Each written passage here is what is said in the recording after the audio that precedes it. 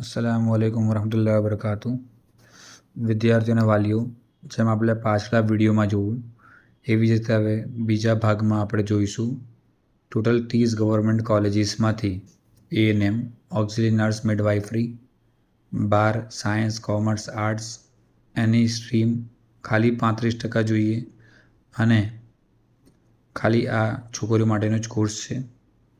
હવે વાત કરીએ ફ્રી સીટની, તો આગળ 8 ડિસ્ટ્રિક્ટમાં 9 કોલેજો હતી। હવે આ બકેટમાં ટોટલ 8 ડિસ્ટ્રિક્ટ્સમાં 12 કોલેજીસ છે, જેમાં દાહોદમાં 2 કોલેજ 40 સીટ, ડાંગમાં 1 કોલેજ 20 સીટ, જામનગરમાં 2 કોલેજ 40 સીટ, કચ્છમાં 1 કોલેજ 20 સીટ, મહેસાણામાં 1 કોલેજ 20 સીટ, નર્મદામાં 1 કોલેજ 20 સીટ, નવસારીમાં 1 કોલેજ 20 સીટ અને પાટણમાં 3 કોલેજમાં મળીને 40, 20 અને 20 એમ કરીને 80 સીટ્સ છે। ટોટલ 8 ડિસ્ટ્રિક્ટમાં 12 કોલેજોમાં મળીને 260 ફ્રી સીટ છે, જેની વાર્ષિક ફી તમારા વાર્ષિક પોકેટ ખર્ચ કરતાં બી ઓછી છે। ફક્ત અને ફક્ત 2050 રૂપિયા 2 વર્ષનો કોર્સ છે।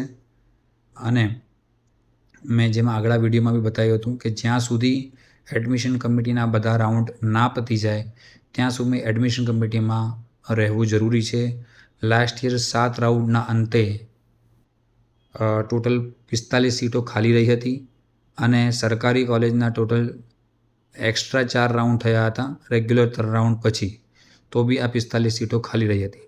તો જ્યાં સુધી તમારે સરકારી કોલેજમાં એડમિશન લેવાનો મોકો જોઈતો હોય તો એના લાસ્ટ ઓફલાઈન રાઉન્ડ સુધી એડમિશન કમિટીમાં રહેવું જરૂરી છે। એના પછી નોર્મલી રૂલ નંબર 17 એટલે કે જ્યારે રેગ્યુલર રાઉન્ડ પતી જાય પછી એડમિશન કમિટી કોલેજોને સીટો સુપરત કરી દે છે અને પછી એ કોલેજો રૂલ નંબર 17ના હિસાબે પોતાની મરજીથી સીટો જે ગવર્મેન્ટના એલિજિબિલિટી ક્રાઇટેરિયા છે એ પ્રમાણે એ સીટો ભરી શકે છે। વધુ માહિતી માટે તમે જે ડિસ્ટ્રિક્ટમાં આ 8 ડિસ્ટ્રિક્ટમાં છો ત્યાં આ વિડીયોને ફોરવર્ડ કરો, શેર કરો, કમેન્ટ કરો। Thank you for watching this video. Please like, subscribe, share and share. Thank you.